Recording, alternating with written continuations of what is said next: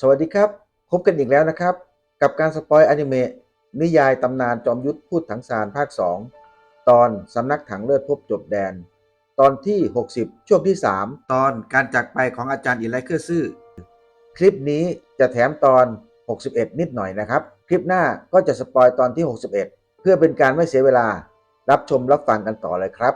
ตอนแรกมันมีขนาดเท่ากับกำปั้นของทารกแต่ตอนนี้มันมีขนาดพอๆกับแอปเปิลและค่อยๆเติบโต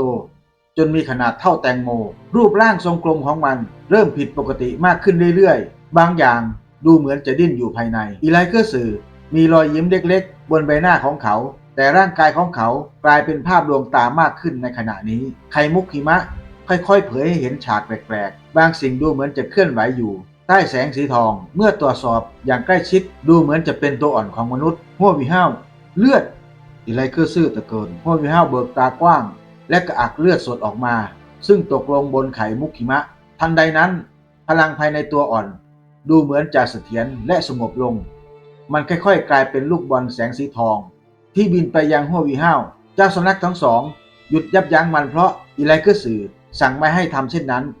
อักษรรูนสีทองชิ้นสุดท้ายบินออกจากมืออีไลเคอร์ซื่อและตกลงบนไข่มุกหิมะอย่างแม่นยำซึ่งมันได้ดูดซับเลือดของห้วยวิห้าว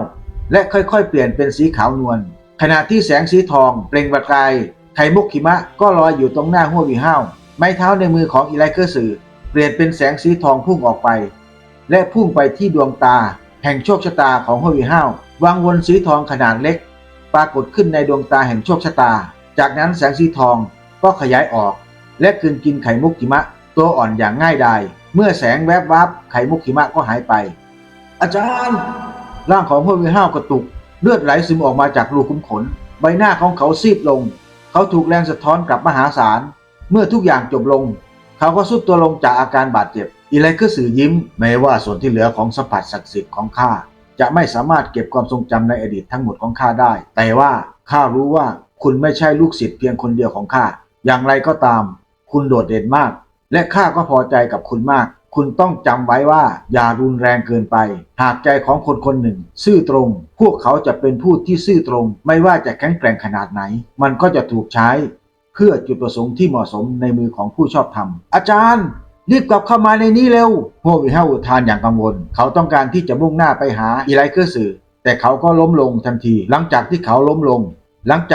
งจากเตียงโมลาหยกเยือกแข็งอีไลเคอร์สื่อถอนหายใจคุณมันโง่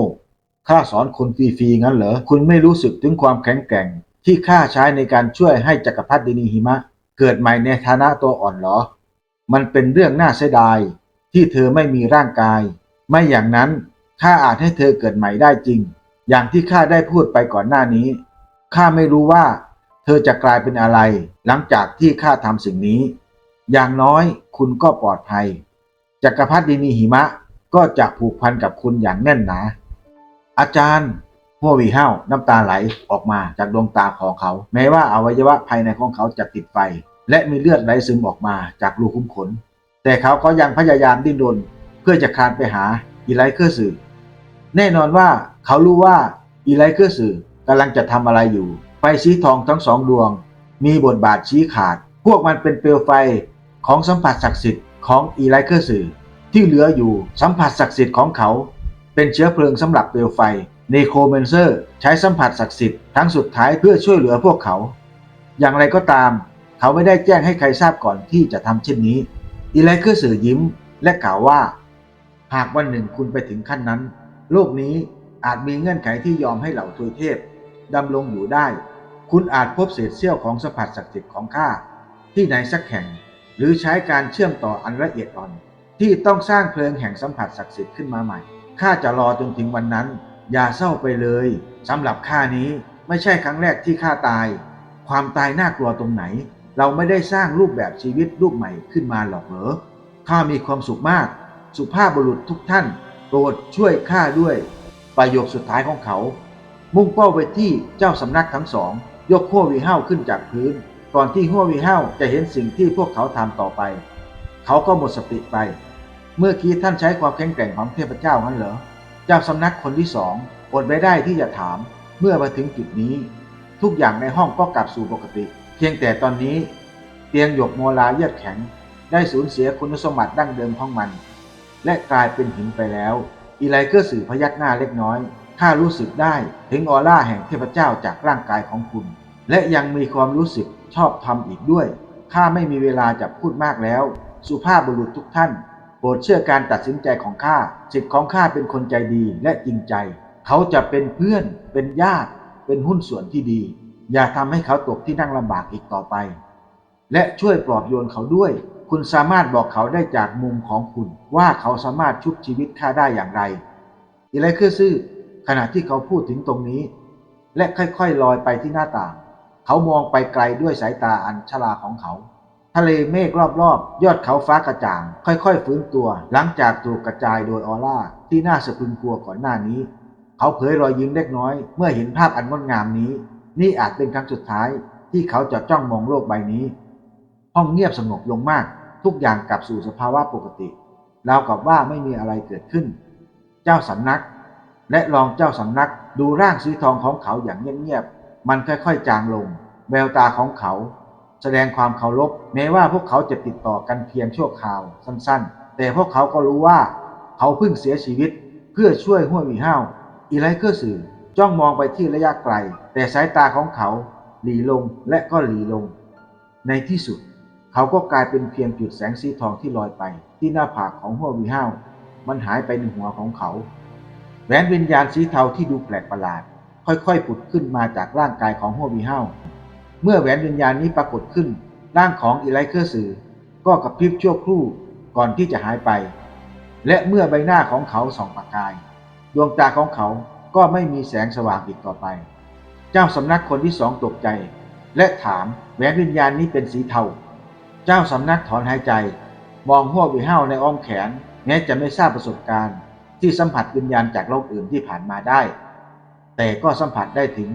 แสงสว่างอันบริสุทธิ์และความผันผวนจากชีวิตของเขาโชคดีจริงๆที่เด็กคนนี้มีอาจารย์แหวนวิญญาณสีเทานี้อาจเป็นเศษเสี้ยวสุดท้ายที่อาจารย์ทิ้งไว้ให้เขาเจ้าสำนักรองเจ้าสำนักเผยสีหน้าไม่พอใจและพึมพำพี่ชายถ้าคิดถึงชีวิตในอดีตของเราอย่างไรก็ตามเรายังไม่สามารถย้อนกลับไปในอดีตได้เจ้าสำนักยิ้มและกล่าวได้และเสียมีทั้งเสียเราโชคดีมากความจริงแล้วข้าอยากเห็นว่าเราจะสร้างสิ่งมีชีวิตแบบไหนขึ้นมาพลังที่ระเบิดในร่างกายของฮั่วหวี่เฮาน่าจะเป็นอสูรวิญญาณซึ่งเป็นสิ่งมีชีวิตที่แข็งแกร่งมากที่ผนึกพลังของตัวเองผนึกต้องเผชิญกับปัญหาบางอย่างจึงทำให้เกิดความเสี่ยงก่อนหน้านี้มันเป็นความรับผิดชอบของเราจริงๆขณะที่พูดเขาก็ชี้ไปที่เตียงโมลาหยกน้ำแข็งรองเจ้าสำนักตะคอกนี่ถือเป็นความรับผิดชอบด้วยเหรอเราไม่ได้ปล่อยให้เขาบ่มเพราะที่นี่และสมบัติชิ้นหนึ่งของเราก็ถูกทำลายถ้าไม่ใช่เพราะหวังตรงข้าจะทำให้เขาชดใช้ให้เรา เจ้าสำนักหัวเราะและเสียงดังพูดว่าเอาละมีอะไรที่จะต้องคำนวณไปบอกให้ทุกคนกลับมาหลังจากแก้ปัญหาได้แล้วฮั่วหวี่เฮากำลังหลับสนิทเขารู้สึกเพียงว่าเขาสูญเสียสิ่งที่สำคัญไปความเจ็บปวดความเศร้าโศกอารมณ์อื่นๆได้กลืนกินเขาเข้าไปในความฝันขณะที่เขากำลังดิ้นรนเพื่อตื่นจากความฝันลำแสงก็ปรากฏขึ้นตรงหน้าเขาสาวผู้งดงามในชุดเดรสยาวสีน้ำเงินปรากฏตัวขึ้นและซุกตัวอยู่ข้างๆเขาผมและดวงตาของเธอเป็นสีน้ำเงินอมชมพูและเธอมีแววตาที่เจ็บปวดอะไรนะนั่นคือเทพธิดาแห่งแสงใช่ไหมฮั่วหวี่เฮาต้องการที่จะคว้าตัวเธอไว้แต่เขาต้องตระหนักได้ว่าเขาไม่สามารถทำอะไรได้เลยความเศร้าที่เขารู้สึกก็ค่อยๆจางไปเมื่อเทพธิดาแห่งแสงปรากฏตัวขึ้นเทพธิดาแห่งแสงนำความหวังมาสู่จิตใจของเขาและทำให้เขาผ่อนคลายในขณะนอนหลับดูเหมือนจะมีเสียงเพลงที่อ่อนโยนปลอบโยนจิตวิญญาณที่เศร้าโศกของเขาจากนั้นไม่นานฮั่วหวี่เฮาก็ตื่นขึ้นจากการหลับไหลเมื่อเขาตื่นขึ้นเขาก็รู้สึกถึงการเปลี่ยนแปลงครั้งใหม่ในทะเลวิญญาณของเขาทะเลจิตวิญญาณของเขาอย่างน้อย2 ใน 3 ส่วนได้แห้งไปหมดแล้วความรู้สึกอ่อนแอทำให้เขาลืมตาขึ้นยากทางเดินของเขาก็ปวดมากเช่นกันพลังวิญญาณของเขาคงอยู่ที่นี่แต่การไร้เว้นนั้นยุ่งเหยิงมากหากไม่ใช่เพราะความบริสุทธิ์ของเคล็ดวิชาลี้ลับสวรรค์ของเขาเขาคงตกอยู่ในอันตรายอย่างมากที่จะสูญเสียการควบคุมสิ่งที่เหลืออยู่ร่างกายของเขาอยู่ในสภาพที่แย่กว่าตอนนี้ ในตอนนั้นเขาได้รับบาดเจ็บเพียงภายนอกความเจ็บปวดที่มาจากร่างกายทำให้เขานึกคิดยากสิ่งเดียวที่ทำได้ตอนนี้คือฟื้นตัวจากการบาดเจ็บของเขาในที่สุดเทคนิครับสวรรค์และพลังวิญญาณของเขาก็สามารถหมุนเวียนได้ตามปกติและทุกอย่างก็ค่อยๆกลับสู่สภาพเส้นทางเดินของเขาไม่ได้รับความเสียหายและยังมีคลื่นพลังวิญญาณหนาแน่นอีกคลื่นที่ล้อมรวมอยู่ภายในร่างกายของเขาซึ่งประสานกับการไหลเวียนของเทคนิครับสวรรค์การผ่อนคลายร่างกายยังช่วยให้เขาค่อยๆฟื้นพลังวิญญาณได้อย่างไรก็ตามฮั่วหวีห้าวก็ตกใจเมื่อพบว่าทะเลแห่งจิตของเขาได้รับความเสียหายเป็นอย่างมากเหมือนกับว่าทะเลเก็บพลังวิญญาณของเขาได้ลดลงเหลือเพียง1/3ของขนาดเท่าเดิมทำให้พลังวิญญาณของเขาลดลงอย่างมากโชคดีที่เขาเข้าใจข้ายังไม่ตาย2ทำไมเหลือแค่2และอาจารย์หายไปไหนอีไลเคอร์สื่อพอถึงจุดนี้แสงสีทองสายหนึ่งก็พุ่งขึ้นจากดวงตาแห่งโชคชะตาของเขาแสงสีทองส่องประกายและแผ่กระจายกลิ่นอายอันคุ้นเคยออกมาการปรากฏตัวของมันทำให้ฮั่วหวีห้าวต้องหันมามองในทันทีดวงตาแห่งโชคชะตาส่งลำแสงสีทองออกมาร่างสีทองสลัวๆของอีไลเคอร์สื่อปรากฏตัวขึ้นต่อหน้าฮั่วหวีห้าวคุณเห็นสิ่งนี้ก็คงตื่นเต็มตาแล้วสินะครั้งนี้พวกเราโชคดีมากจริงๆพวกเราประสบความสำเร็จในการสร้างพลังงานพิเศษขึ้นในดวงตาแห่งโชคชะตาของคุณซึ่งไม่เคยมีมาก่อนในโลกของคุณข้าเชื่อว่าคุณสามารถสัมผัสถึงการมีอยู่ของมันได้ฮั่วหวีห้าวคุณรู้หรือเปล่าว่าข้าตัดสินใจเกี่ยวกับศาสตร์แห่งความตายให้คุณข้าจะส่งวิชานี้ให้กับคุณมันเป็นตอนที่อาจารย์คนก่อนของคุณผู้อาวุโสมูเอินเสียชีวิตความเศร้าโศกของคุณในตอนนั้นทำให้ข้าประทับใจและข้าเห็นคุณเป็นศิษย์ของข้าอย่างแท้จริงตอนนี้ข้าไม่มีทางเลือกนอกจากต้องจากคุณไปแม้ว่าข้าจะไม่อยากบอกความจริงกับคุณแต่ก็มีบางสิ่งที่คุณต้องแบกรับไว้มันเป็นอุบัติเหตุล้วนๆที่ไข่มุกหิมะถูกเผาไหม้มันไม่มีใครควรรับผิดชอบต่อเหตุการณ์ที่เกิดขึ้นอย่างไรก็ตามมันยังนำไปสู่การหลอมรวมที่รุนแรงเช่นนี้นี่เป็นโชคชะตา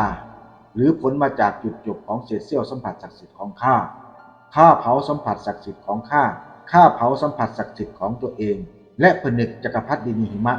และเศษเสี้ยวของสัมผัสศักดิ์สิทธิ์ของข้าให้เป็นหนึ่งเดียวข้าใช้พลังชีวิตของตัวอ่อนในไข่มุกหิมะเพื่อสร้างรูปแบบชีวิตพิเศษที่จะไม่หายไปแม้ว่าจะไม่มีร่างกายที่แท้จริงก็ตามในระดับหนึ่งมันเป็นการผสมผสานระหว่างความรู้สึกทางจิตวิญญาณของจักรพรรดินีหิมะและความแข็งแกร่งของเธอรวมไปถึงเลือดของคุณรูปแบบชีวิตนี้จะไม่มีร่างกายแต่จะมีผลเช่นเดียวกันกับแหวนวงวิญญาณของคุณมันอาจจะแข็งแกร่งกว่าวงแหวนของคุณด้วยซ้ำแม้ว่าข้าจะไม่แน่ใจว่าวงแหวนของคุณจะมีกี่วงหลังจากที่มันเสร็จสมบูรณ์แล้วตั้งแต่ที่เราสร้างมันขึ้นมาด้วยกันมาตั้งชื่อกันเถอะให้เรียกว่าจิตวิญญาณกันเถอะข้าเชื่อว่าจิตวิญญาณจะปรากฏขึ้นอีกครั้งในอนาคตจักรพรรดินีหิมะจะยังคงอยู่ในระดับสูงสุดมันจะเป็นความสามารถอื่นข้ามั่นใจว่าอย่างน้อยครึ่งหนึ่งของจิตสัมผัสวิญญาณของจักรพรรดินีหิมะจะหายไปในระหว่างการหลอมรวมนอกจากนี้ร่างกายของนางจะติดอยู่ในช่วงอายุยังน้อยในระหว่างการเกิดใหม่นางจะยอมจำนนต่อเจ้านั่นเป็นเพราะว่าข้าใช้สัญญาเพื่อทำให้เป็นแบบนั้นในระหว่างการล้อมรวมนางจะฟังเจ้าเมื่อมู่เอิญจากไปเขาได้ทิ้งของขวัญให้เจ้าลองพิจารณาจิตวิญญาณของจักรพรรดินีหิมะเป็นของขวัญที่ข้ามอบให้เจ้าอย่าเสียใจจากการจากไปของข้าสำหรับข้านี่ถือเป็นการปลดปล่อยรูปแบบหนึ่งเมื่อคุณไปถึงระดับข้าคุณจะพบว่าความหมายของชีวิตนั้นไม่ใช่แค่ความตายข้าเคยเห็นคนตายมามากแล้วข้ายังเคยชุบชีวิตคนอื่นมาก่อนสำหรับข้านี่เป็นแค่การเปลี่ยนแปลงของจิตวิญญาณนอกจากนี้ข้าจะไม่ทิ้งคุณไปเสียทีเดียวเมื่อข้าประสานกับคุณส่วนหนึ่งของสัมผัสวิญญาณของข้าก็ล้อมรวมกับคุณก่อนข้าจะจากไปข้าจะปลดผนึกส่วนหนึ่งของสัมผัสวิญญาณของข้าที่ล้อมรวมกับคุณตอนนี้คุณมีวิญญาณยุทธดวงที่3แล้วเรียกวิญญาณยุทธดวงนี้ว่ากฎเทพแห่งศาสตร์มืด และใช้มันเป็นสิ่งเตือนให้จำการมีอยู่ของข้าหากวันหนึ่งคุณได้กลายเป็นเทพข้าเชื่อว่าคุณสามารถใช้มันเพื่อค้นหาสัมผัสวิญญาณของข้าที่เหลืออยู่ในสถานที่อื่นคุณยังสามารถชุบชีวิตสัมผัสวิญญาณของข้าและสร้างตัวตนใหม่ขึ้นมาได้อย่าตกใจไปกับเรื่องนี้ไม่มีอะไรที่เป็นไปไม่ได้ในโลกนี้หากคุณมีความสามารถมากพอคุณจะประสบความสำเร็จหลังจากผ่านการเปลี่ยนแปลงไป1 รอบวิญญาณของจักรพรรดินีหิมะจะต้องฟักตัวมันอาจจะใช้เวลา 2-3 วันหรืออาจจะเป็นหลายเดือนทะเลจิตวิญญาณของคุณได้รับความเสียหายอย่างรุนแรงจากการก่อตัวของคุณต้องใช้เวลาในการฟื้นฟูนานขึ้นแต่อย่าเพิ่งรีรอจิตวิญญาณต้นกำเนิดของคุณไม่ได้รับผลกระทบเมื่อเทียนเมิ่งและจักรพรรดินีน้ำแข็งตื่นขึ้นคุณจะทำสำเร็จพลังวิญญาณของคุณน่าจะอยู่ในระดับ50แล้วหลังจากการเปลี่ยนแปลงนี้ทั้งจักรพรรดินีน้ำแข็งและหนอนเทียนเมิ่งก็จะหลับไปสักพักหนึ่งคุณจะต้องพึ่งพาความแข็งแกร่งของตัวคุณนับจากนี้ไปข้าเชื่อว่าฮั่วหวี่เฮ่าจะสามารถไปถึงระดับนั้นได้ข้าไม่กล้าเรียกตัวเองว่าเทพแต่ข้าหวังว่าลูกศิษย์ของข้าจะทำได้คุณจะกลายเป็นความภูมิใจของข้าถ้าคุณสามารถทำแบบนั้นได้เด็กน้อยผู้แข็งแกร่งต้องกล้าหาญและเข้มแข็งและพวกเขาไม่เคยร้องไห้การร้องไห้เป็นสัญญาณของความอ่อนแอข้าหวังว่าพวกคุณจะยอมรับทุกอย่างได้อย่างสงบสุดท้ายข้าก็ใช้พลังสุดท้ายจากสัมผัสวิญญาณเพื่อปลดปล่อยความทรงจำกับพวกคุณก่อนจากไปหากยังมีเศษเสี้ยวของสัมผัสวิญญาณของข้าอยู่ที่อื่นพวกเขาจะได้รับแจ้งข้ากำลังรอให้พวกคุณหาพวกมันอยู่หากคุณต้องการพบข้าก่อนหน้านี้คุณต้องจำไว้ว่าต้องฝึกฝนอย่างหนักลาก่อนฮั่วหวี่เฮ่าเสียงของเขาจบลงตรงนี้ร่างสีทองค่อยๆจางหายไปใบหน้าที่ยิ้มแย้มของเขาเป็นสิ่งสุดท้ายที่หายไปอาจารย์อาจารย์อาจารย์ฮั่วหวี่เฮ่าตะโกนเขาเริ่มน้ำตาไหลในทะเลแห่งจิตวิญญาณของเขาเขาจะไม่รู้ได้อย่างไรว่าอิไลเครือสื่อตายเพื่อช่วยพวกเขาทั้งหมดณจุดนั้นนอนเทนเมิงจักรพรรดินีน้ำแข็งจักรพรรดินีหิมะต่างก็พร้อมที่จะตายอย่างไรก็ตามคนที่ยอมสละชีวิตของพวกเขาในที่สุดก็คืออิไลเครือสื่อฮั่วหวี่เฮ่าร้องโหยหวนด้วยความเศร้าโศกมีเพียงความทรงจำของเขาที่ยังคงหลอมรวมกับทะเลแห่งจิตวิญญาณของฮั่วหวี่เฮ่าสิ่งเหล่านี้รวมถึงการสร้างวิญญาณของจักรพรรดินีหิมะคาถาและประสบการณ์ที่เขาได้รับในช่วงชีวิตของเขาถ้าเป็นไปได้เขาจะเป็นคนที่ตายแทนก็ได้แต่เขารู้ดีว่าหากเขาไม่ตายก็ไม่มีใครรอดแน่นอนในเมื่อเขาเป็นเจ้าบ้านของพวกเขาแต่จะให้เขาคิดเรื่องทั้งหมดในตอนนี้ได้อย่างไรหัวใจของเขาเต็มไปด้วยความเจ็บปวดรุนแรงฮั่วหวี่เฮ่าร้องไห้จนกระทั่งทุกอย่างมืดลงเขาหมดสติไปฉากได้ตัดขึ้นไปที่แดนเทพโต้หลัวราชันเทพทั้งซานได้รวบรวมเศษเสี้ยวสัมผัสศักดิ์สิทธิ์ของอีไลเครือซื่อจากนั้นอีไลเครือซื่อก็ได้มาปรากฏที่แดนเทพต่อหน้าทั้งซานอีไลเครือซื่อถึงกับโพงพูดว่าหรือท่านคือราชันเทพทั้งซานพูดว่าอีไลเครือซื่อกว่าข้าจะหาจิตแห่งเทพเสี้ยวหนึ่งของเจ้าบนแดนสวรรค์และโลกทั้งหมดได้ก็เสียแรงไปไม่ใช่น้อยเจ้าเสียสละชีวิตตนเพื่อช่วยสำนักข้าวเทียนได้น้ำใจครั้งนี้ข้ามีหรือจะไม่ตอบแทนเจ้าฉากตอนที่60ก็จบไปทันทีตอนที่61ช่วงที่1วังตงมองไปที่ฮั่วหวี่เฮ่าเขานิ่งเงียบไปสักพักก่อนที่จะถามฮั่วหวี่เฮ่าว่าฮั่วหวี่เฮ่าแม้ว่าข้าจะไม่รู้ว่าเกิดอะไรขึ้นแต่ข้าก็รู้สึกได้ว่าคุณสูญเสียคนสำคัญไปคุณร้องไห้และร้องไห้อย่างเศร้าโศกในขณะที่หลับข้าเช็ดน้ำตาให้คุณหลายครั้งบอกข้าได้ไหมว่าเกิดอะไรขึ้นฮั่วหวี่เฮ่ารู้สึกงุนงงก่อนจะสายหัวหวังตงไม่รู้อะไรเลยดีกว่าข้าขอโทษที่บอกคุณไม่ได้แต่คุณพูดถูกข้าเพิ่งสูญเสียคนที่สำคัญของข้าไปเขาเป็นผู้อาวุโสและอาจารย์ของข้าขณะที่เขาพูดน้ำตาก็ไหลอาบแก้มของฮั่วหวี่เฮ่าหวังตงพูดอย่างรีบร้อนเอาละข้าจะไม่ถามอะไรแล้วกันอย่าเศร้าไปเลยข้าจะไปเดี๋ยวนี้อย่างไรก็ตามคุณต้องสัญญากับข้าว่าเจ้าจะดีขึ้นเองคุณไม่สามารถอยู่ด้วยความเศร้าโศกได้อีกต่อไปแล้ว คุณเป็นผู้ใหญ่แล้ว คุณจะปล่อยให้ตัวเองจมอยู่กับความเศร้าไปได้อย่างไร คุณจะต้องอยู่ในบ้านของข้าอีก2-3 วัน เราจะกลับบ้านไปหลังจากที่ข้าได้วงแหวนวิญญาณแล้วโอเคไหม หลังจากเรื่องนี้แล้ว เจ้าสำนักและรองเจ้าสำนักก็ไม่สนที่จะทดสอบคุณอีกแล้วหัวหวีห้าวพยักหน้า คุณต้องการให้ข้าติดตามคุณไปรับวงแหวนวิญญาณของคุณหรือไม่หวังตรงสายหัวและกล่าว ไม่เป็นไร ข้าไปคนเดียว ไม่ต้องห่วง ข้าจะรีบกลับมาหัวหวีห้าวถาม คุณจะออกเดินทางเมื่อไหร่พรุ่งนี้เช้า หลังจากที่หวังตรงออกไป เจ้าสำนักก็แต่ไหล่ของหัวหวีห้าวและพูดว่าหัวหวีห้าวเรามาคุยกันเถอะหัวหวีห้าวตอบด้วยความเคารพ เจ้าสำนักทั้งสองได้พาหัวหวีห้าวกลับไปที่ปราสาทฟ้ากระจ่างและพาเขาไปที่ห้องโถงชั้น3นั่งลงเจ้าสำนักบอกหัวหวีห้าวกล่าวอย่างระมัดระวังและนั่งลงข้าขอโทษจริงๆที่ทำให้พวกคุณลำบากใจมากข้าจะหาวิธีตอบแทนคุณค่าของเตียงโมลาเยมันหยดน้ำแข็งข้าขอโทษด้วยขณะที่เขาพูดเขาก็ลุกขึ้นยืนและโค้งคำนับไปยังเจ้าสำนักทั้งสอง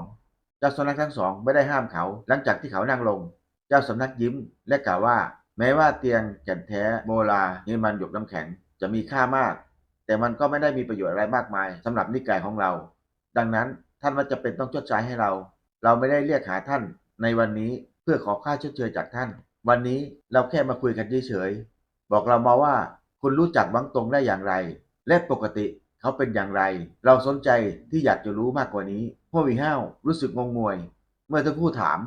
หัวหวีห้าวพูดว่าเขาไม่ได้เล่าประสบการณ์ในสถาบันให้คุณฟังเหรอเจ้าสำนักหัวเราะและกล่าวว่าคนหนุ่มสาวนั้นแตกต่างจากที่เราหวังไว้เขาไม่สนใจที่จะพูดคุยกับข้านักเขากลับมาแค่ไม่กี่วันใน1 ปียิ่งไปกว่านั้นข้ามั่นใจว่าคุณจะมีสิ่งที่แตกต่างออกไปเราเองก็สนใจที่จะเรียนรู้เกี่ยวกับชีวิตของเขาจากมุมมองของคุณเราเหงาในปราสาทจริงๆหัวหวีห้าวคิดว่าเจ้าสำนักทั้งสองเรียกเขามาเพื่อพูดคุยเกี่ยวกับเหตุการณ์ที่เกิดขึ้นเมื่อวันก่อนเขาไม่ได้คาดหวังให้พวกเขาถามเกี่ยวกับหวังตงแทนเขาพยักหน้าและกล่าวว่าข้าพบกับหวังตงในสถาบันโรงเรียนสื่อไรเคอร์เรามาตามที่สถาบันด้วยกันเรามาพบกันที่โรงเรียนด้วยกันเมื่อเราพบกันครั้งแรกก็มีเรื่องทะเลาะกันเล็กน้อยแต่เมื่อคิดดูแล้วมันเป็นโชคชะตาจริงๆที่เราได้พบกันเราถูกส่งมาเรียนเราถูกส่งไปอยู่หอพักเดียวกันอะไรนะเจ้าสำนักทั้งสองอุทานมาพร้อมกันทำให้หัวหวีห้าวตกใจโอเคนะครับสำหรับคลิปนี้ก็จบไปแล้วผิดพลาดประการใดต้องขออภัยมาณที่นี้ด้วยนะครับเนื้อหานำมาจากนิยายแปลจีนเนื้อหาจะยาวและละเอียดกว่าอนิเมะนะครับอย่าลืมกดไลค์กดแชร์กดติดตามกด Subscribe ให้ด้วยนะครับผมฝากกดติดตามเพจเพชรดีคอมพิวเตอร์หอพักและสวนริมทุ่งเพชรดีจะได้ดูคลิปและสปอยใหม่ๆล่าสุดแบบต่อเนื่องสวัสดีครับเพื่อนๆ